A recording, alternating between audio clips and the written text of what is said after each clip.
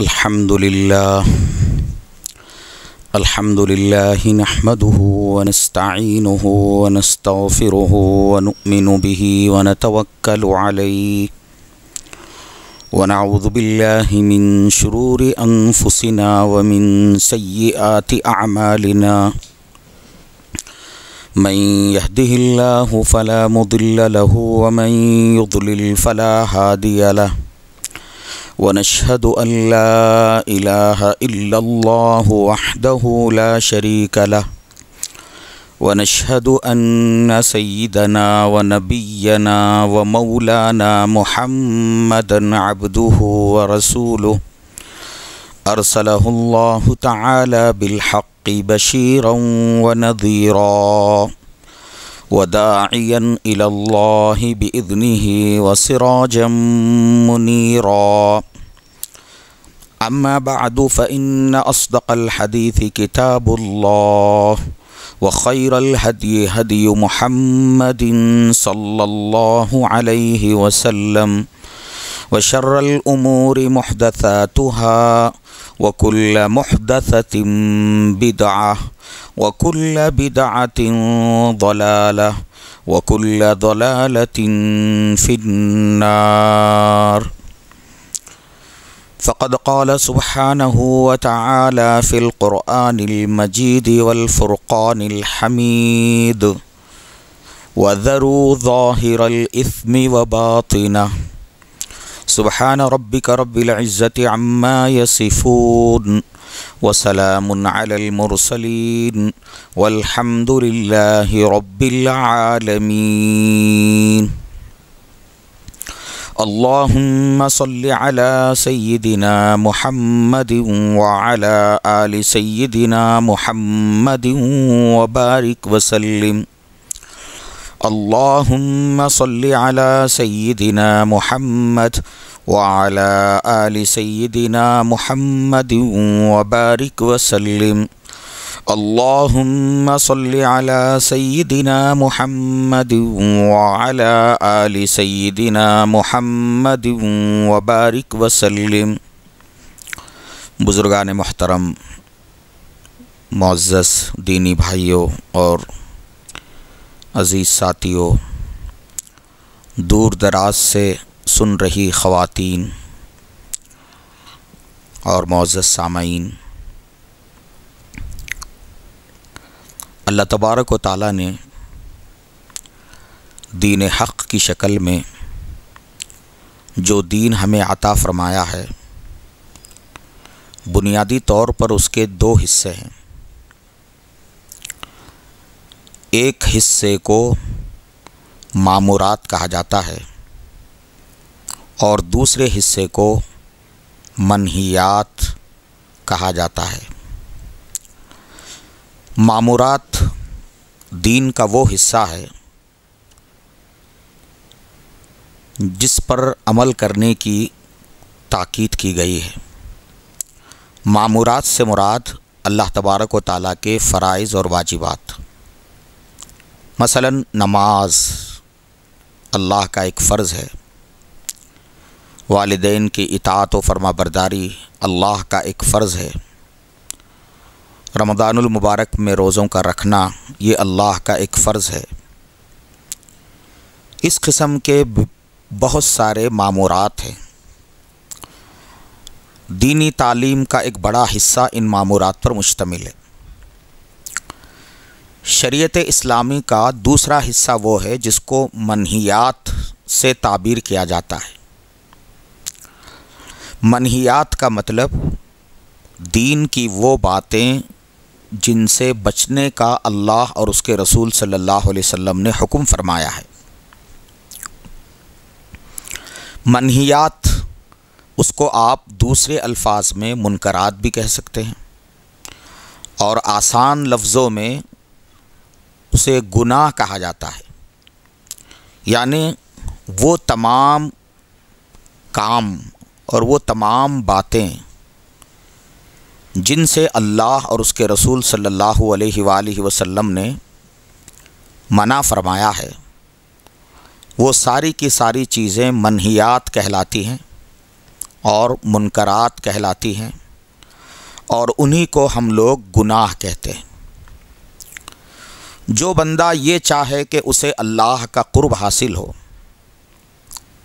اور وہ آخرت میں کامیاب و کامران ہو اور ولایت کے راستے پر وہ گامزن ہو اور خدا و رسول کی اسے رضا اور خوشنودی حاصل ہو، تو اس کے لیے ضروری ہے کہ جہاں وہ اللہ تعالیٰ کے فرائض اور واجبات کی پابندی کرتا ہے اور تمام مامورات کی ادائیگی کا وہ اہتمام کرتا ہے، وہیں پر وہ ان باتوں سے اپنے آپ کو بچائے جن باتوں سے اور جن کاموں سے اللہ اور اس کے رسول صلی اللہ علیہ وآلہ وسلم نے منع فرمایا ہے۔ جب تک بندہ ان دونوں چیزوں پر عمل نہیں کرتا، اس کے لیے قرب الہی کا حصول، رضائے الہی کا حصول ناممکن ہو جاتا ہے۔ آج کے ہمارے معاشرے میں بے دین تو بے دین رہے، دیندار کہلانے والے جو مسلمان ہیں، دیندار کہلانے والا جو طبقہ ہے، اس کے یہاں بھی یہ بات دیکھی جاتی ہے کہ وہ مامورات کی تو پابندی کرتا ہے، نمازوں کا اہتمام ہے، رمضان کے روزوں کا بھی اہتمام ہے، قرآن مجید کی تلاوت کی پابندی ہے، اللہ کے بندوں کے ساتھ حسن سلوک کا بھی اہتمام ہے، مامورات کے قبیل کی بہت سی باتوں پر ماشاءاللہ وہ اہتمام کے ساتھ عمل کرتا ہے، لیکن منہیات کے قبیل کی جو چیزیں ہیں، یعنی جن سے اللہ اور اس کے رسول صلی اللہ علیہ وآلہ وسلم نے منع فرمایا ہے، وہ ان سے بچنے کا اہتمام نہیں کرتا۔ اگر ہم اس حقیقت کو اچھی طرح سمجھیں تو پھر ہمارے لیے یہ بات واضح ہو جاتی ہے کہ مامورات اور اللہ تعالیٰ کی عبادات، جتنی عبادات ہیں، ان عبادات کی ادائیگی میں ہمارا جی کیوں نہیں لگ رہا ہے۔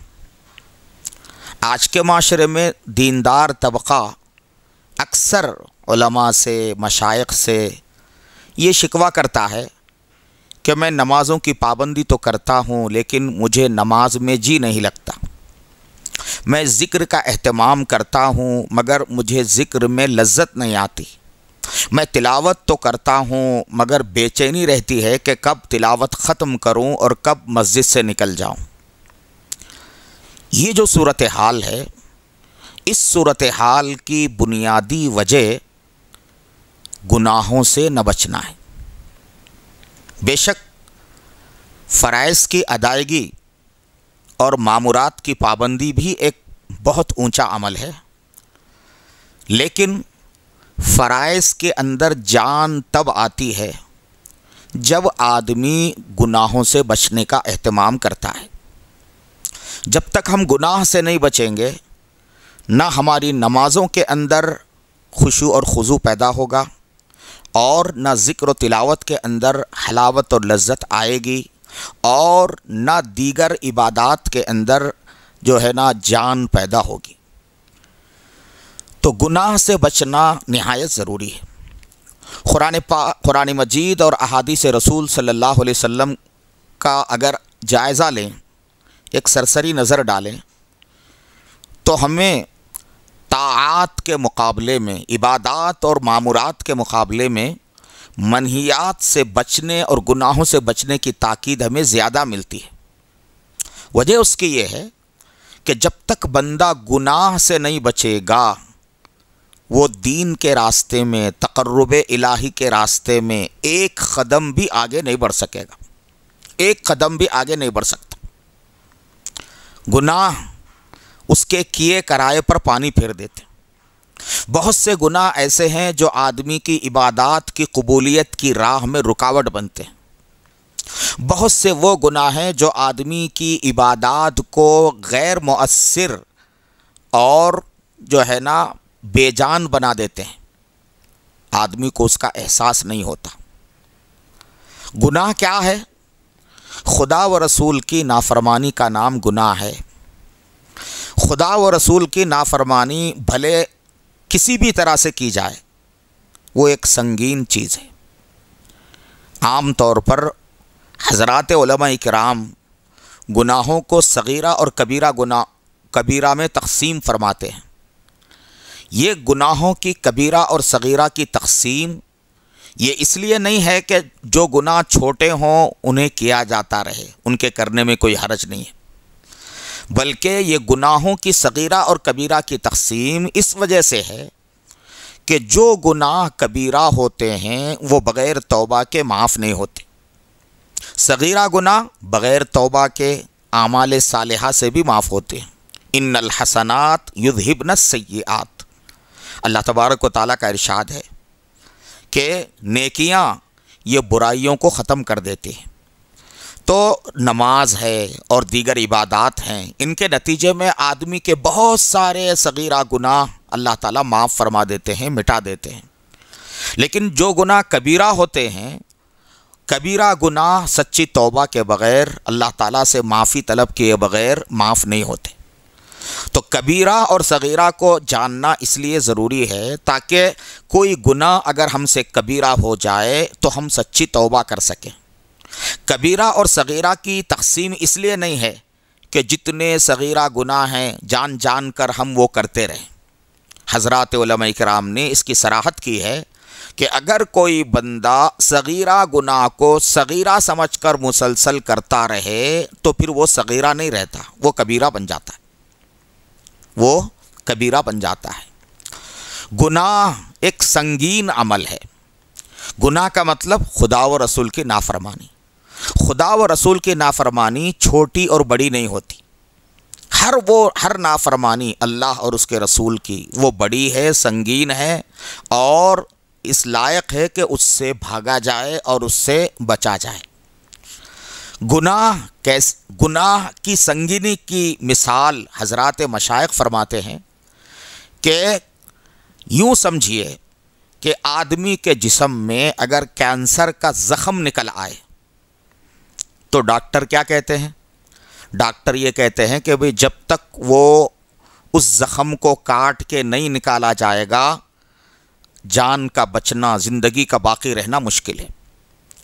آدمی کی جان تبھی بچے گی جب اس زخم کو، یا وہ زخم جس عضو میں ہے اس پورے عضو کو جب تک کاٹ کر نکال نہیں پھینکا جائے گا جان کا بچنا مشکل ہے۔ تو کینسر کے زخم کا ایک ہی حل ہے کہ اس کو کاٹ کر نکالا جائے۔ ٹھیک اسی طرح گناہ بھی کینسر کے زخم کی طرح ہے، اس کا ایک ہی حل ہے کہ آدمی گناہ کرنا چھوڑ دے۔ اگر اس کو چھوٹا سمجھ کے آدمی اس سے غفلت برتے گا تو پھر وہ ناسور بنے گا، کینسر کا جو ناسور بن جاتا ہے، اور پھر اس کے نتیجے میں آدمی کی روحانی زندگی کی موت واقع ہو جائے گی۔ جیسے کینسر کے زخم کو اگر نظر انداز کریں گے تو اس کی جسمانی زندگی کی موت واقع ہو جاتی ہے، تو ٹھیک اسی طرح سے اگر گناہ کو آدمی نظر انداز کرے گا تو اس کی روحانی زندگی جو ہے ختم ہو جاتی ہے۔ حضرات مشائخ فرماتے ہیں کہ گناہ کیا ہے؟ بچھو کی طرح ہے۔ لوگ یہ نہیں دیکھتے کہ بھی چھوٹا بچھو ہے، بڑا بچھو ہے، بلکہ جہاں بچھو نظر آیا یا تو اس کو فوراً مار دیں گے، یا اگر مار نہ سکیں تو وہاں سے بھاگ جاتے ہیں۔ اس لیے کیوں ایسا کرتے ہیں؟ اس لیے کرتے ہیں کہ اگر ایسا نہ کیا جائے تو وہ کاٹ ڈالے گا، نقصان پہنچائے گا، اور جو ہے آدمی کی زندگی جو ہے وہ خطرے میں پڑ جائے گی۔ کوئی آدمی سانپ کے قریب نہیں جاتا، اس لیے نہیں جاتا کہ وہ جانتا ہے کہ میں سانپ کے قریب جاؤں گا تو میرے لیے ہلاکت ہے۔ تو گناہ کی مثال حضرات علماء فرماتے ہیں کہ ایسی ہے جیسے کینسر کا پھوڑا ہے، گناہ کی مثال ایسی ہے جیسے زہر ہے، گناہ کی مثال ایسی ہے جیسے انگارہ، آگ کا انگارہ، چاہے چھوٹا ہو یا بڑا ہو، کوئی آدمی اسے لیتا نہیں اور اسے پکڑتا نہیں۔ کیوں؟ اس لیے کہ وہ انسان کے لیے نقصان کا سبب ہے۔ تو ہمیں یہ بات ذہن میں رکھنا چاہیے کہ زہر چاہے تھوڑا ہو یا زیادہ، زہر کی تاثیر ہے کہ آدمی کو ہلاک کر ڈالے۔ سانپ چاہے چھوٹا ہو یا بڑا، سانپ کی تاثیر ہے کہ وہ ڈنک مارے گا، وہ جو ہے نا ڈس لے گا، اور اس کے نتیجے میں آدمی پر زہر، آدمی کے جسم میں زہر چڑھ جائے گا اور آدمی ہلاک ہو جائے گا۔ تو یہی حال گناہوں کا ہے، یہی حال گناہوں کا ہے۔ جس طرح آدمی جو ہے کینسر کے پھوڑے کو نکال کر پھینکتا ہے کہ اس کے بغیر چارے کار نہیں ہے، جس طرح آدمی سانپ سے دور بھاگتا ہے، جس طرح آدمی جو ہے چمکتے ہوئے آگ کے ڈلے سے دور بھاگتا ہے اور اس کو ہاتھ میں نہیں لیتا ہے، اسی طرح سے گناہوں سے بھی دور بھاگنا ضروری ہے۔ ایک صحابی آقا رحمت صلی اللہ علیہ وسلم کی خدمت میں حاضر ہوئے اور عرض کرنے لگے کہ یا رسول اللہ صلی اللہ علیہ وسلم، میں بڑا عابد اور عبادت گزار بننا چاہتا ہوں، سب سے زیادہ عبادت گزار میں بننا چاہتا ہوں، فرمائیے کہ میں کیا کروں؟ نبی پاک صلی اللہ علیہ وآلہ وسلم نے فرمایا، اتق المحارم تکن اعبد الناس، اتق المحارم تکن اعبد الناس۔ اللہ کے نبی صلی اللہ علیہ وسلم نے فرمایا کہ دیکھو، اگر تم سب سے بڑے عبادت گزار بننا چاہتے ہو تو لمبی لمبی عبادتوں کی ضرورت نہیں ہے، اور سینکڑوں کی تعداد میں نفل نمازیں پڑھنے کی ضرورت نہیں ہے، لمبے لمبے مراقبے کرنے کی ضرورت نہیں ہے۔ اگر تم سب سے بڑے عبادت گزار بننا چاہتے ہو تو اللہ کی حرام کردہ چیزوں سے اپنے آپ کو بچاؤ۔ جن چیزوں سے اللہ نے منع کیا ہے اور جن چیزوں کے کرنے سے اللہ نے روکا ہے، ان سے تم اپنے آپ کو بچاؤ۔ بھلے تم لمبی لمبی نفلیں نہ پڑھتے ہو، لیکن تم عبادت گزار کہلاؤ گے، اللہ کے نزدیک عبادت گزار کہلاؤ گے۔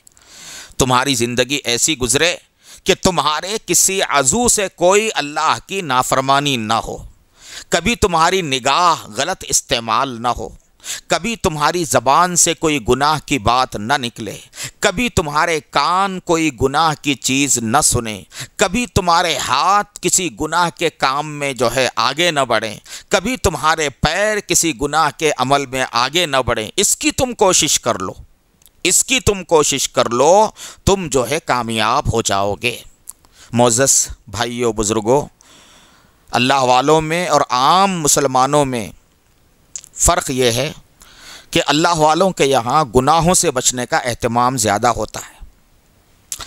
عبادات تو عام لوگ بھی کرتے ہیں، بہت سارے لوگ ہیں ماشاءاللہ، بڑی بڑی عبادتیں کرتے ہیں، معمولات کا ایک لمبا چوڑا ان کے پاس حساب ہوتا ہے، روزانہ قرآن مجید کی تلاوت کا بھی اہتمام کرتے ہیں، روزانہ جو ہے تسبیحات کی پابندی کرتے ہیں، لیکن عام لوگوں کا حال یہ ہوتا ہے کہ ان عبادات کے ساتھ ساتھ وہ کچھ گناہوں میں بھی مبتلا ہوتے ہیں۔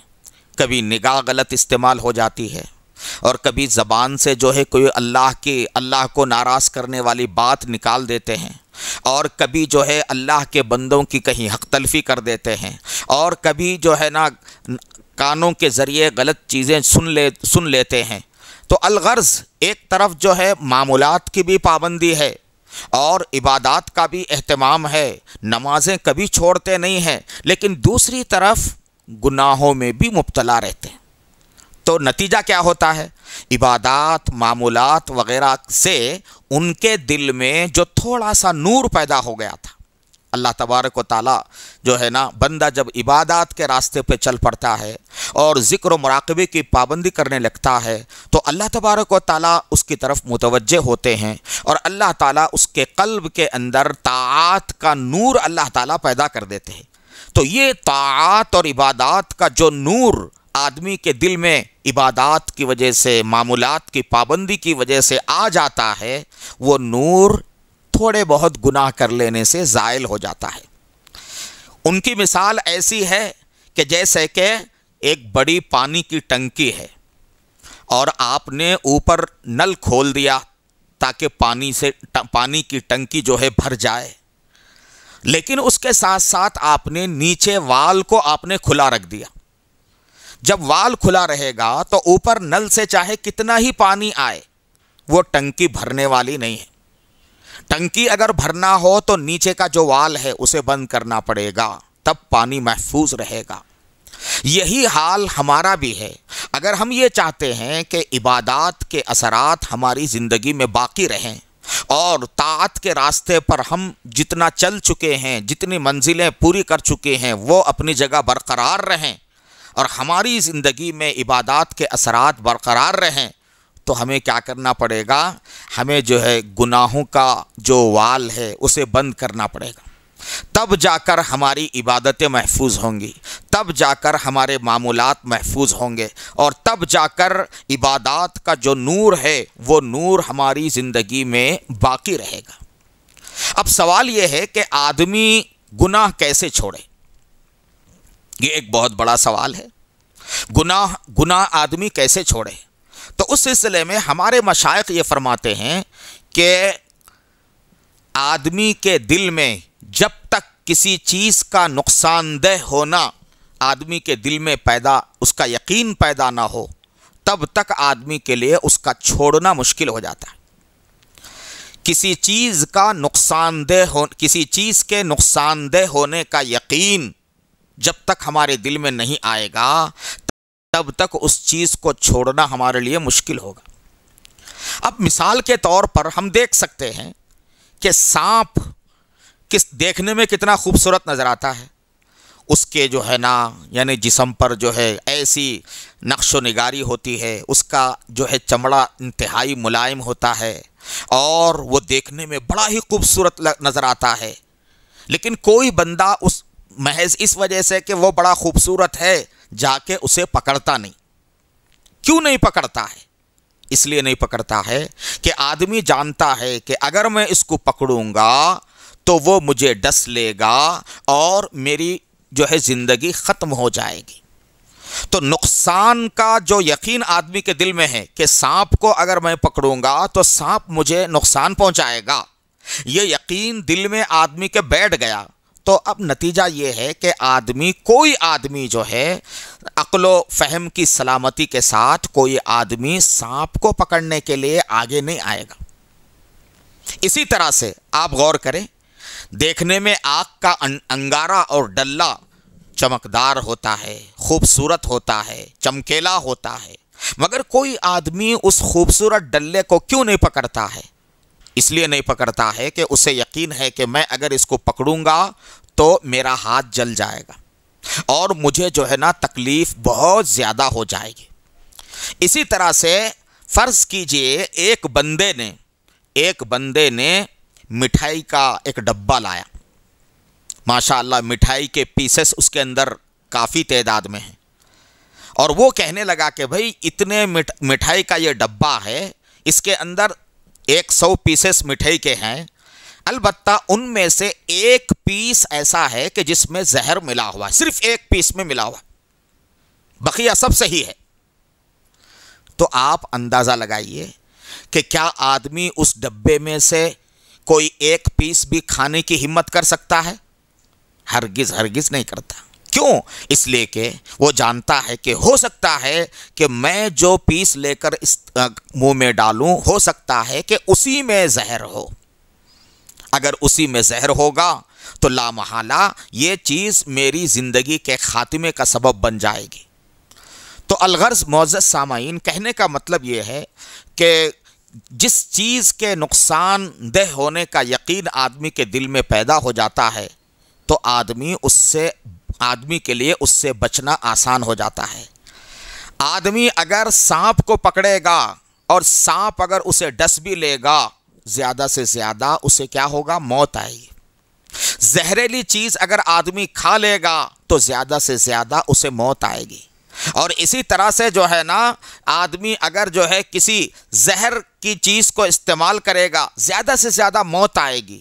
لیکن گناہ ایک ایسا زہر ہے کہ جس سے آدمی کی آخرت تباہ و برباد ہوگی۔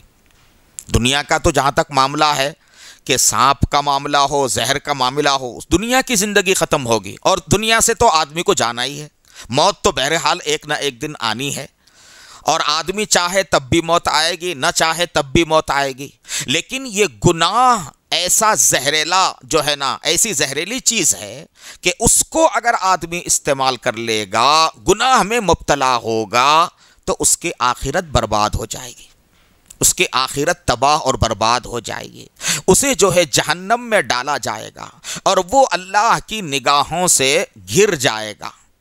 تو اس لیے گناہ سے بچنے کے لیے سب سے زیادہ مؤثر یہ بات ہے کہ ہم گناہوں کے نقصان کا یقین ہمارے دل میں پیدا ہو، بھئی یہ گناہ میرے لیے کتنے نقصان دہ۔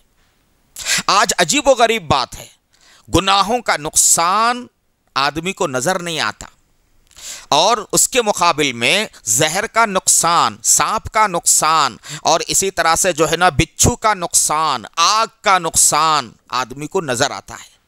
تو آج کے دور میں دنیا میں انسان نظر آنے والی چیزوں پر یقین کرتا ہے، نظر آنے والی چیزوں پر یقین کرتا ہے، لیکن جو چیزیں نظر نہیں آتی ہیں آدمی کو ان چیزوں کا یقین نہیں ہوتا ہے۔ میرے معزز بھائیوں بزرگوں، جن نقصان دہ چیزوں سے آج دنیا میں ہم بچتے ہیں، وہ چیزیں اگر ہم کو نقصان بھی پہنچائیں تو ان کا نقصان محدود ہے، ان کا نقصان محدود ہے، اس نقصان کی تلافی بھی ہو سکتی ہے۔ لیکن گناہ کے نتیجے میں جو نقصان انسان کو ہوتا ہے وہ ایسا خطرناک نقصان ہے کہ اس سے آدمی کی آخرت تباہ اور برباد ہو جاتی ہے، آدمی جہنم کا جو ہے مستحق ہو جاتا ہے۔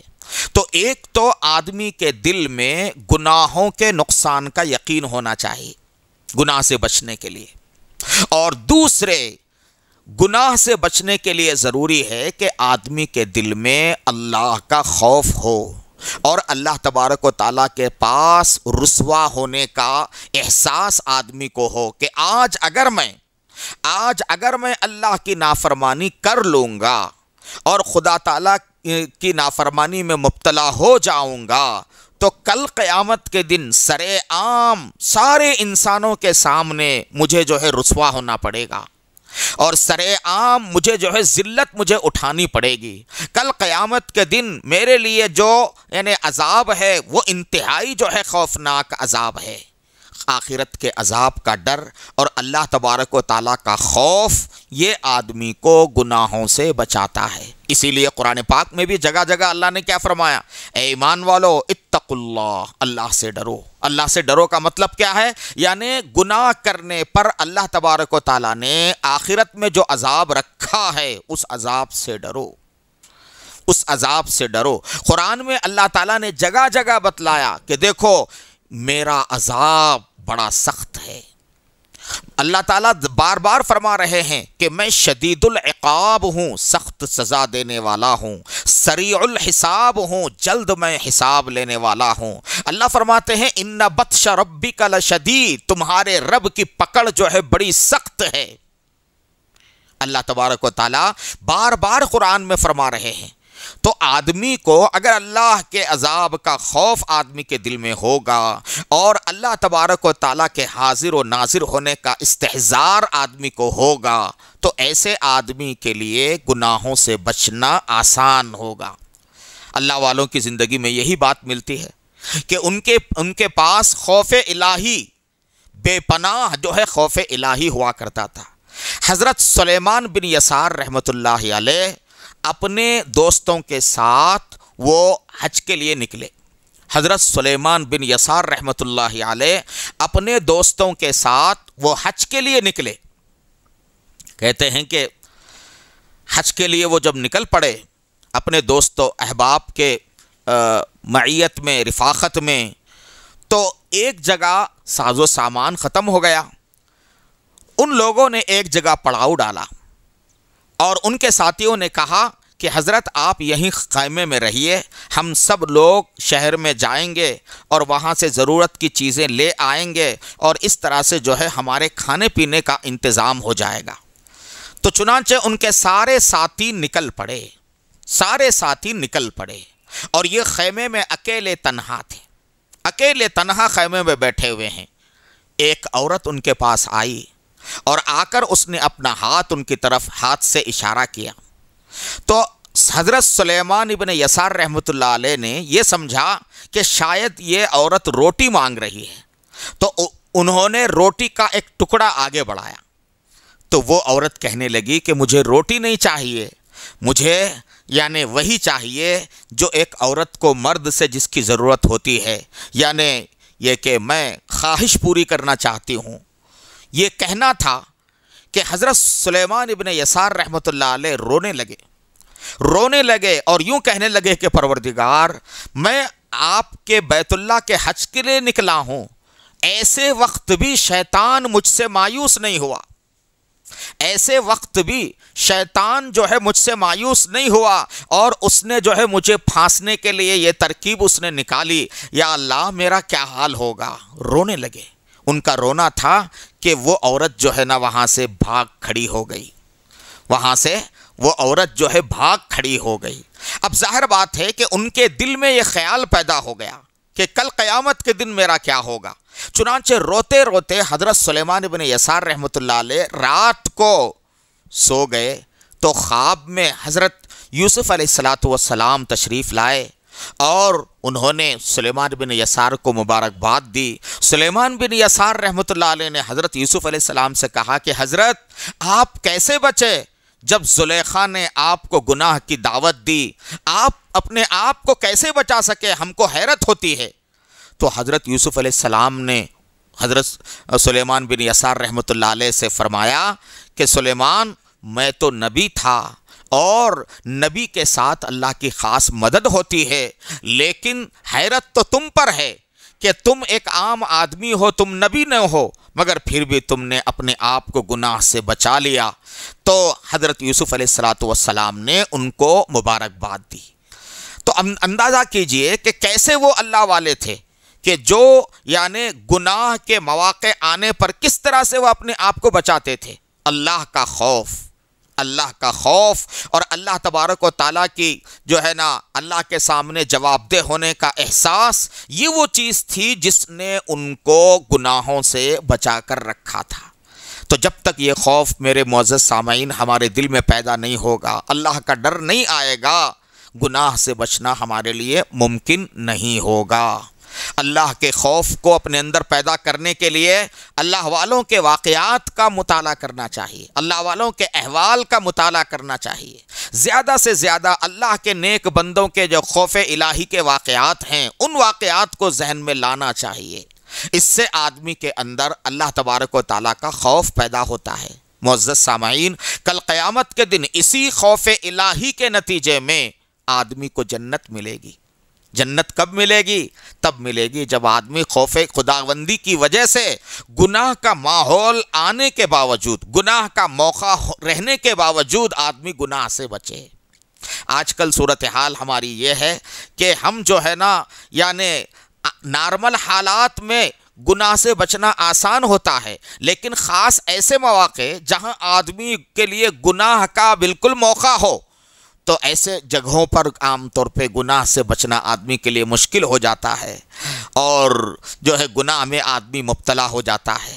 معزز سامعین، ہمیں اس کی فکر کرنی چاہیے کہ کس طرح سے میری زندگی جو ہے یعنی گناہوں سے پاک زندگی گزرے، اور کس طرح سے میرے اندر خوف الہی پیدا ہو جائے، اور کیسے میں اللہ تبارک و تعالیٰ کا مطیع اور فرما بردار بنوں۔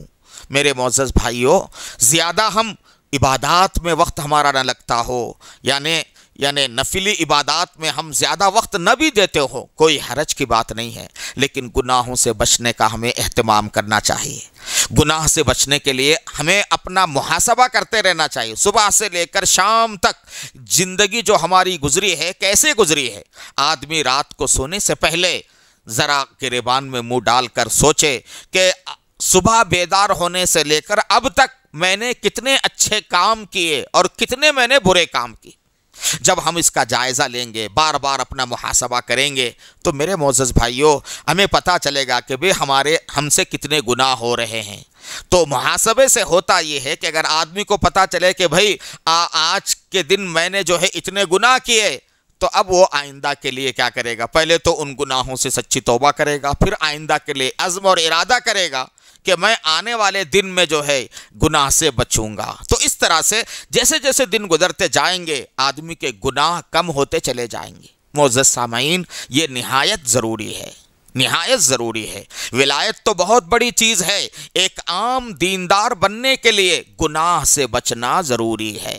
اللہ تبارک و تعالیٰ نے ولایت کے لیے بھی اللہ تبارک و تعالیٰ نے گناہ سے بچنے ہی کو شرط قرار دیا ہے۔ قرآن مجید میں اولیاء اللہ کی علامتیں جو ذکر کی گئی ہیں، صرف 2 علامتیں اللہ نے ذکر فرمائیں، الذین آمنوا وکانوا یتقون، ایک ایمان اور دوسرے تقوی۔ یعنی ایمان لا کر کوئی بندہ اگر گناہوں سے بچ کر زندگی گزارتا ہے تو سمجھیے کہ اس کی زندگی کامیاب ہے، اس کی زندگی کامیاب ہے۔ تو گناہ سے بچنے کا ہر ساتھی کو اہتمام کرنا ہے۔ بہت سارے ساتھی جو ہے نا ذکر و تلاوت کا اہتمام کرتے ہیں، لیکن انہیں ذکر و تلاوت کا فائدہ محسوس ہوتا ہوا نظر نہیں آتا۔ اس کی بنیادی وجہ گناہ سے نہ بچنا ہے، اس کی بنیادی وجہ گناہ سے نہ بچنا ہے۔ تو اس کے لیے ہم میں سے ہر ایک کو، معزز بھائیوں بزرگوں، اس کی ہم فکر کریں۔ اللہ تبارک و تعالی ہم سب کو علم صحیح اور عمل صحیح کی توفیق عطا کریں۔ اللہ تعالی مجھے اور آپ کو اور ہم سب کو اللہ پاک قرب الہی کے راستے پر گامزن فرمائے، اور اللہ تعالی ہم سب کو ہر قسم کے گناہوں سے بچنے کی توفیق عطا فرمائے۔ وآخر دعوانا ان الحمد للہ رب العالمین۔